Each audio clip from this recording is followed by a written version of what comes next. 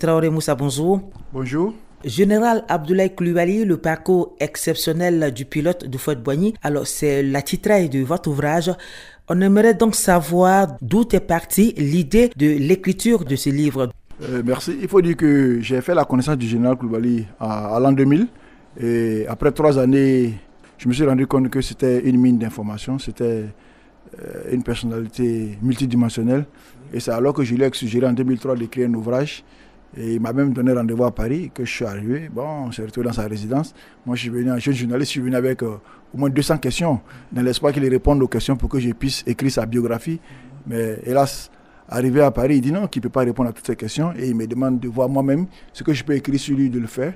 Et donc, c'est depuis cette époque que chaque fois que nous causons au sport, au restaurant, en balade, partout où nous nous retrouvons, quand il me lâche une confidence, je viens chez moi, je prends mon ordinateur, je résume en 10 lignes et je m'envoie le texte par mail. Et donc, j'ai fait cela pendant je ne sais pas combien d'années, jusqu'à l'an 2000. Oui. En 2000, lorsqu'il est ressorti le fichier, j'ai vu qu'il y avait suffisamment d'informations pour faire un livre, suffisamment de confidences. Donc, c'est presque 20 ans de confidences. Dans les différents chapitres, vous faites ressortir les relations que le général Abdoulaye Coulibaly avait avec le président Félix Houphouët-Boigny. Alors, quel type de relation existait entre ces deux hommes? Oui, si vous voyez dans l'ouvrage, vous allez voir que leur rencontre, la première rencontre était anecdotique. Et donc, après cela, le général était comme un fils pour le président Houphouët-Boigny, puisque le président prenait le temps d'appeler sa famille. Et chaque fois qu'il envoyait en mission, vraiment, il était devenu en même temps son pilote, son confident et même son chargé de mission, puisque le général effectuait beaucoup de missions particulières pour le président Houphouët-Boigny. Et tout ça, j'en parle dans l'œuvre.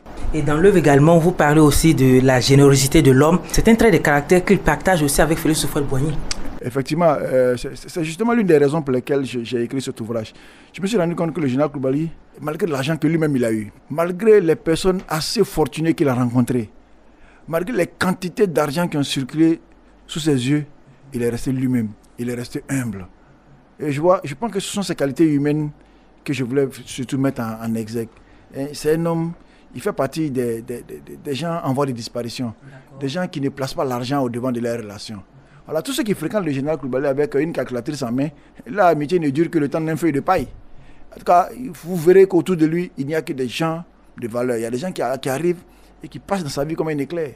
Mais il y a d'autres personnes qui durent, il a des amitiés vraiment solides avec des gens comme les Olivier Wassena, la Abdoulaye Sangaré, et j'en cite même le Kwaonou Moutier.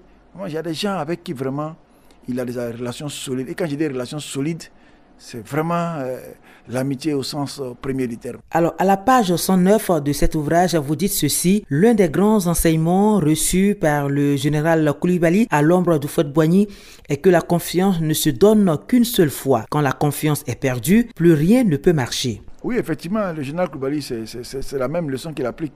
La confiance une seule fois. Une fois que vous perdez sa confiance, c'est terminé. Vous allez défiler chez lui là plusieurs fois, tout ce que vous allez dire là. Vous n'aurez pas gain de cause, mais il ne vous dira jamais. J'ai remarqué, je vous dis que dans cet ouvrage, on ne s'est pas assis, lui et moi, pour écrire un ouvrage. Non, c'est l'ensemble de mon vécu avec lui, l'ensemble des confidences qu'il a lâchées au cours des causeries que j'ai rassemblées. Lorsque j'étais prêt à écrire, je suis venu lui remettre, j'ai dit voici l'ouvrage, voici la première mouture, qu'il lise et qu'il corrige. Non, il a dit non, il ne corrige pas, il donne à son épouse. Et c'est son épouse qui est une enseignante de formation, qui a lu l'ouvrage pendant 6 mois. Et pendant 6 mois, elle a biffé certaines choses. Et ce qu'elle a laissé, les 200 pages là, c'est ce que j'ai soumis à la sagacité des Ivoiriens. Mais c'est un ensemble de leçons. Sa vie même est une leçon. Vous voyez un peu, à un moment donné, il était le pilote du président. Il était le commandant de GATL et le PDG de Air Ivoire. La première compagnie, c'était Air Ivoire. D'accord. Et donc, à cette époque, il était comme un demi-dieu. C'est ça. Et après, lorsque le président Houphouët-Boigny meurt, le général descend au cœur de la vague. Il n'a même pas un bureau à Abidjan où il peut s'asseoir pour travailler. Il est totalement mis à l'écart. Même son chauffeur refuse de continuer à travailler avec lui parce qu'il n'est plus au pouvoir. Mais lorsque le coup d'État survient, que le général rebondit encore en tant que ministre d'État, ministre des Transports, ministre des Infrastructures, mais tous ceux qui avaient déserté sa maison reviennent.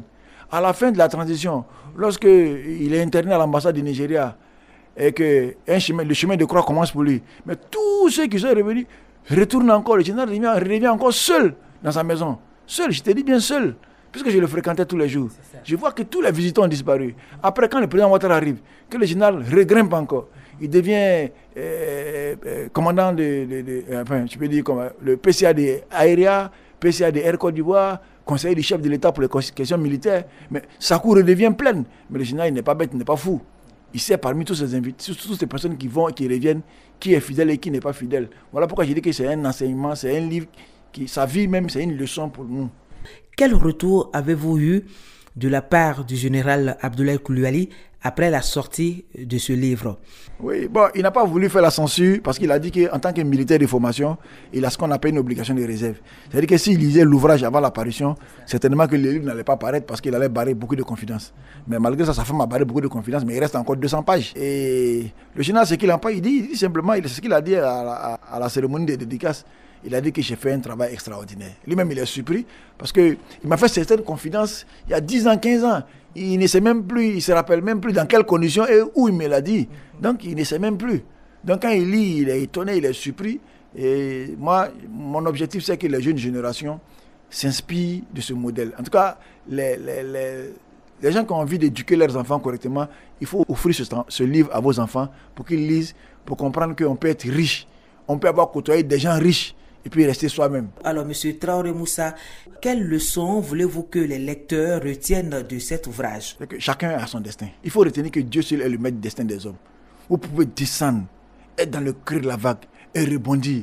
Il faut toujours capitaliser ce qui vous arrive dans la vie. Par exemple, le général, quand il a été interné au camp de Koumassi, je raconte, mais ça lui a permis de se rapprocher de Dieu. Parce que depuis, il était au travail, il était toujours autour des gens, il n'était jamais seul. Mais quand il a été interné en prison, cela lui a permis, cette période-là, lui a permis d'apprendre par cœur plusieurs sourates du Coran. Donc quand il est ressorti, il remerciait plutôt ceux qui l'ont interné parce qu'ils lui ont donné un temps qui lui a permis de se rapprocher de Dieu. Voilà, c'est facile des leçons. Et puis également, une autre leçon que j'aimerais que les gens retiennent. C'est-à-dire que dans la vie, il ne faut pas chercher à faire du mal aux autres.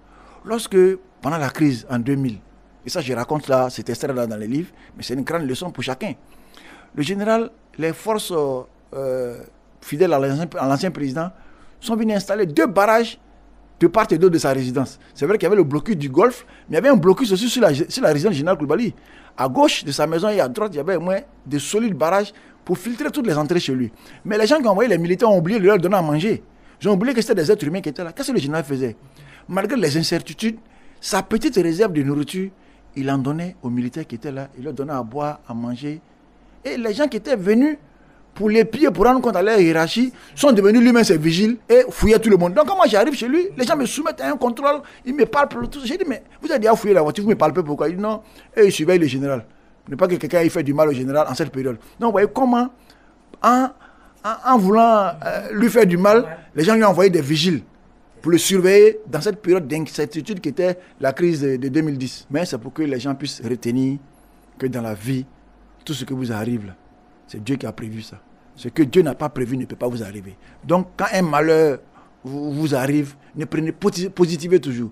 Positivez. C'est ça la leçon que je veux que les Ivoiriens retiennent de la vie du général Coulibaly. Quelqu'un qui peut être dans le creux de la vague et ressortir demain pour être au sommet. Voyez un peu, c'est cet exemple, c'est cette leçon que je veux que les Ivoiriens retiennent. Titulaire d'un diplôme d'études approfondies en lettres modernes d'EEA et d'un master en journalisme,